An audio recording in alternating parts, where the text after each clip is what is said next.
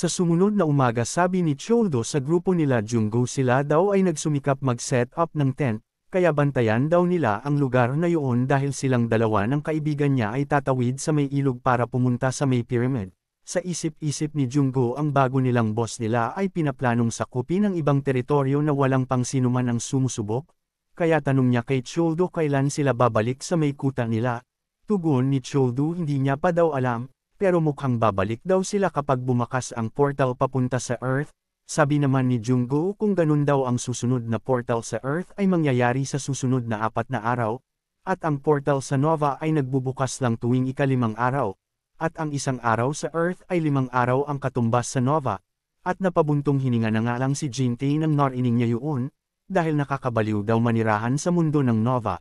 Kaya sinabi ni Choldo kila Junggo na babalik sila sa kuta nila pagkatapos ng ika-3 araw.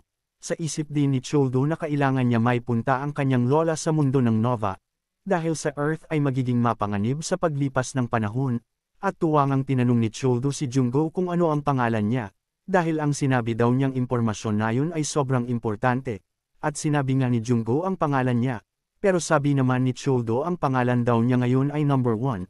At pinangalanan na nga ni Choldo ang grupo nila Junggo na 1 hanggang 5, at tatawagan niya silang 5 magkakapatid, at nang narinig yun ng babae siya ay nagalit dahil sila daw ay mayroon sariling mga pangalan, at sindik na sabi ni Choldo mayroon daw ba silang problema sa pagpangalan niya sa kanila, at sigaw nga ng grupo ni Junggo na wala, at mag-iingat daw sila sa kanilang paglalakbay, at nagsimula na ngang maglakbay si Choldo at Jintae.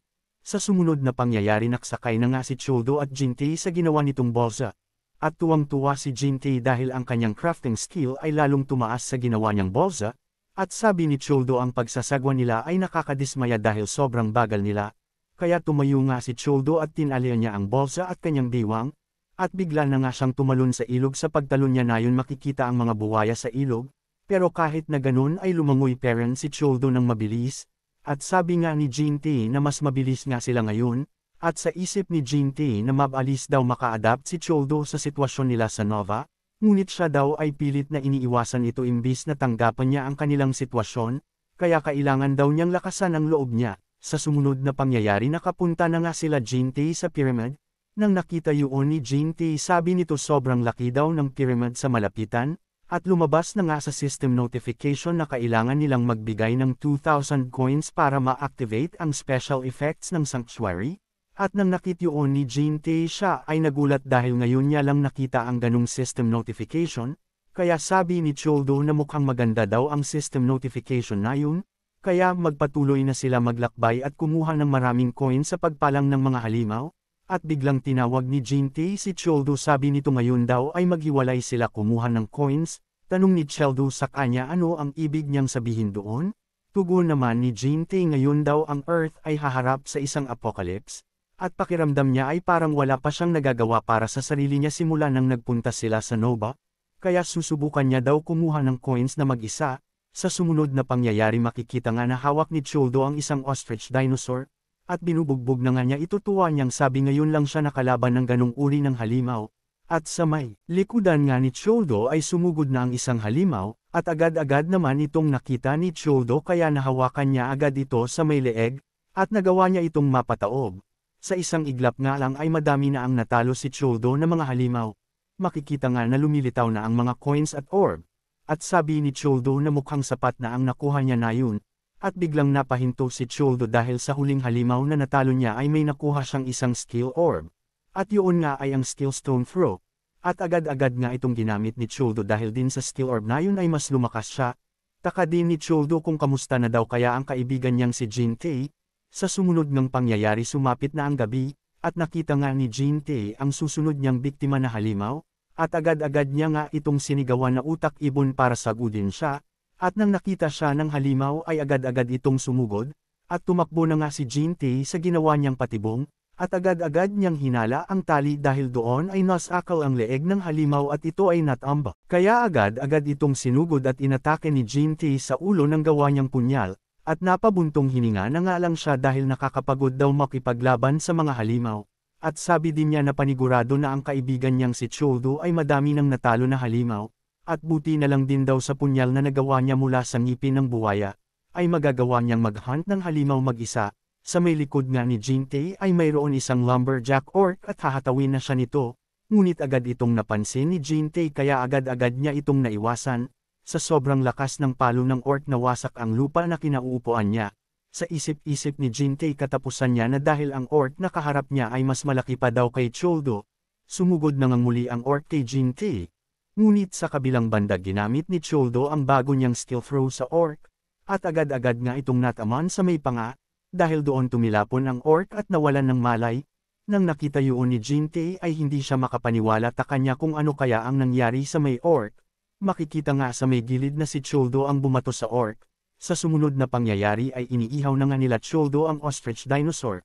Sabi ni Choldo sa kaibigan niya siya ay nag-alala kaya pinuntahan niya siya. At tugon naman ni Jintay kung ang ostrich dinosaur lang daw ang kalaban niya ay kayang-kaya niya ito. Ngunit kung orc na ang makakalaban niya ay mahihirapan siya itong kalabanan, dahil doon mukhang siya daw ay walang kwenta kahit sa mundo ng Nova. Sabi naman sa kanya ni Choldo na wag siyang panghinaan ng loob, dahil walang nakakahiya maging mahina ngayon, at kung siya daw ay patuloy na mag-ensayo panigurado na siya ay magiging isang magiting na mandirigma. Takang isip ni Jintay kay Choldo na siya daw kaya ang nakilala niya, dahil simula nung nakapunta sila sa Nova ay naging mas matured ito mag-isip, at habang kumakain sabi ni Choldo kay Jintay na siya daw ay isang barbarian, kaya dahil doon ay malaki ang pagkakaiba nila sa mga tao. Takang tanong ni Jintay ano ang sinasabi niyang barbarian, at gulat na sabi ni Choldo na siya daw ay isang barbarian na nagmula sa ibang planeta. Nang narinig yun ni Jintay siya ay nabigla, at gulat niyang natanong kay Choldo na seryoso daw ba siya, na isa siyang barbarian katulad sa mga laro, at napagtanto nga ni Jintay na mukhang si Choldo nga daw ay isang barbarian, dahil nang nagpunta sila sa mundo ng Nova hindi magagawa ng isang tao ang nagawa nito, at tanong ni Choldo kay Jintay na talaga hindi niya daw ba alam na siya ay isang barbarian. At sigaw ni Jintay hindi daw at paano naman niyang malalaman yun, sabi nga ni Choldo sa kanya akala niya daw ay alam niya na siya ay isang barbarian, pero kahit ganun daw ay wag niya nang ikumpara ang sarili niya sa kanya dahil silang dalawa ay magkaiba. Sa sumunod na pangyayari ay muli nang nakabalik sila Choldo sa may harap ng pyramid, at inactivate na nga nila ang sanctuary sa halagang 2,000 coins, dahil doon ay nakatanggap sila ng inventory activation. At nang nakita yun ni Jintay yun daw ay sobrang nakakahanga dahil para daw itong subspace, at sabi ni Choldo mukhang magkaiba ang rewards nila depend sa coins na nilagay, at makikita din sa system window na nakakuha sila ng recovery rate ng 2 beses sa loob ng 24 hours, at nang na-activate ang blessing na yun tuwang sabi ni Jintay dahil sa buff na yun ay hindi na siya pagod, at sa isip niya na kung may ganun daw buff ay panigurado na mas lalakas din siya na walang tulong ni Choldo. At oras na din daw nun para siya ay lumakas, at biglang nagulat sila Choldo dahil may narinig sila ng tunog ng mga halimaw. Sa paglingon nila ay nakita nila ang tatlong orc. Nang nakita yun ni Jintay siya ay napayakap kay Choldo ng mahigpit sigaw. Niya na tulungan niya daw siya, tugon naman ni Choldo na ano daw ang sinasabi niya nakakuha daw sila ng buff kaya oras na daw para sila ay lumaban. At napahinto nga si Jintay. Muling sabi ni Choldo sa kanya wag daw siyang matakot dahil mayroon siyang kaibigan na barbarian sa tabi niya. Kumanda na ngang sumugod si Choldo sabi niya kay Jintay siya na ang kumalaban sa nakita nilang orc kanina, at siya na daw ang bahala sa dalawang kasama nito. Nauna na ngang sumugod si Choldo sa dalawang orc, sigaw naman ni Jintay sa kanya akala niya daw na magkasama silang lalaban bakit niya daw siya iniwan. Sa pagsugod ni Choldo sa orc ay agad-agad siyang inatake nito ng sibat. Ngunit nagawa itong maiwasan ni Choldo kaya hinawakan niya ito, at buong lakas niyang binuhat ang orc sigaw niya sa siya daw ba ay duwag, dahil bakit gumagamit daw siya ng sibat sa isang katulad niyang walang sandata. Hinampas na nga ni Choldo ang orc sa may lupa dahil doon ay napataob niya ito, at nagawa ngang makuha ni Choldo ang sibat ng orc at tinapakan niya ang likod nito. Ngunit umatungol ang isang orc sa likod ni Choldo at hahatawin na siya nito ng pamalo sa likod niya. At nang nakita ito ni Choldo ay napamura na lang siya dahil hindi na siya makakaiwas. Ngunit sa kabilang banda ay agad-agad naman itong pinigilan ni Jintay at sigaw nga ni Jintay na siya daw ang kalaban niya. Kaya sumugod na daw siya at hindi nga nagdalawang isip ang orc na atakihin si Jintay, at pinaghahampas na nga siya nito ng daladala niyang batuta.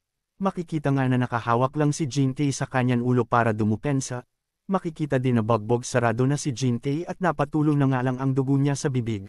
Sa isip ni Jintay kala niya daw siya ay mamatay na sa nga natamo niyang atake, pero dahil sa blessing ng sanctuary mabilis daw siyang gumagaling sa mga natamo niyang atake, Makita nga na gumaling na ang mga sugat ni Jin-tae, at muli nga siyang inatki ng orc pero nagawa naman na niya itong maiwasan. Sa isip niya na kailangan niya daw maging kapikinabang na kaibigan niyang isang barbarian. Ngunit sa isang iglap ay tumama muli ang batute ng orc sa may mukha niya. Sa sobrang lakas ng atake na yun ay tumilapon si Jin-tae sa may puno. Pero kahit na ganun ay nalaman na niya ang pattern ng atake ng orc. Muli nang sumugod si Jin-tae sa orc pero hinito siya ng orc pababa. Agad-agad naman itong naiwasan ni Jin-tae dahil alam niya na ang pattern nito. Kaya sumugod siya sa loob ng orc at agad-agad niyang inatake ang ulo nito gamit ang punyal na gawa niya. At matagumpay ngang tumama ang atake ni Jin-tae sa ulo ng orc. Dahil doon ay nagawa niya na itong mapaslang kaya siya ay tuwang-tuwa. At nang nakita yun ni Choldo ay pinuri niya agad si Jin-tae dahil siya daw ay mukhang lumalakas na. Tugon naman ni Jin-tae mukhang nasisimulan niya na maintindihan kung paano makipaglaban. Sabi niya din kay Choldo siya din daw ay nakakahanga dahil nagawa niyang matalo ang may sibat na orc. Makikita nga sa likod ni Choldo na natalo niya na ang dalawang orc na may sibat. At biglang nagulat si Choldo dahil nag-notify sa kanya ang system na nagawa niya na ma-awaken ang spear technique dahil sa paggamit niya ng sibat. Sabi ni Choldo mukhang na-awaken niya ang spear technique dahil sa paggamit niya ng sabit ng linalabanan niya ang dalawang orc. Tugon naman ni Jin-tae siguro ay katulad lang ng sa crafting skill niya ang nangyari sa kanya. Ngising sabi ni Choldo mukhang ang paggamit ng mga sandata ay paraan para ma-awaken ang mga skills nito. At tuwang tanong ni Choldo kay Jin-tae kung gumaling na ang pinsalang natamo niya, at tarantang tanong ni Jin-tae bakit niya daw natanong. Gusto na naman daw ba niyang humanap ng makakalaban? At tinuro nga ni Choldo ang mga bakas ng paa ng orc kung susundan daw nila yun, ay makikita nila kung saan nakatira ang mga orc at hindi lang daw sibat ang pwede nilang makuha na sandata. Sa sumunod na pangyayari makikita ang isang orc na may buhat-buhat na malaking puno, at ang lugar na yun ay ang Lumberjacks Village ng orc.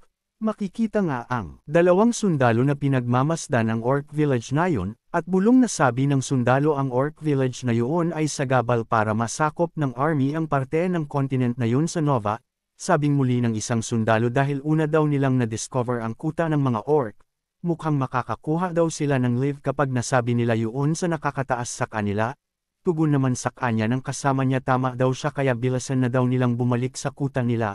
Makikita nga na may kamay na lumitaw sa likudan ng mga sundalo, at hinawakan nga nito ang sundalo kaya napasigaw ang dalawang sundalo sa gulat, at ang kamay pala na yun ay kay Choldo at agad-agad naman nga sinenyasan ni Choldo ang dalawa na tumahimik, at nakilala naman agad ng dalawang sundalo si Choldo. Tanong ni Choldo bakit ganun ang itsura nilang dalawa? Tugon naman ng sundalo dahil pinagmamatsyagan nila ang kuta ng mga kalaban, at kung sila ay mahuhuli panigurado daw hindi na sila makabalik ng buhay. Kaya mas maganda daw na sila ay bumalik na dahil ang lugar na yun ay mapanganib. Lalo na ang leader ng mga orc makikita nga ito na may kumpletong armor at may malaking palakol. Sabi ng muli ng sundalo kailangan nila ng puwersa ng isang kumpanya para lang matalo ang orc leader na yun. At nang nakita yun ni Choldo siya ay sabik na sabik. Sabi niya mukhang ang sandata ng orc leader ay maganda kung makukuha niya. Tumayo nga si Choldo sigaw niya na ang palakol ng orc na yun ay kukuhanin niya. At pumunta na nga si Choldo at Jin-tae sa kuta ng mga orc. At sabi ng dalawang sundalo kila Choldo na huminto sila. Sa sumunod na pangyayari makikita na alarma ang mga orc at sila ay nagsigawan. Makikita nga din ang mga katawan ng orc na natalo nila Choldo at Jin-tae. At kaharap na ni Choldo ang leader ng orc. At sabi ni Choldo kay Jin-tae na magpahinga muna siya dahil siya na ang lalaban sa orc leader na mag-isa. At sigaw ni Choldo na tunaktu. Taka ni Jin-tae kung natuto na daw kaya magsalita ng orc si Choldo.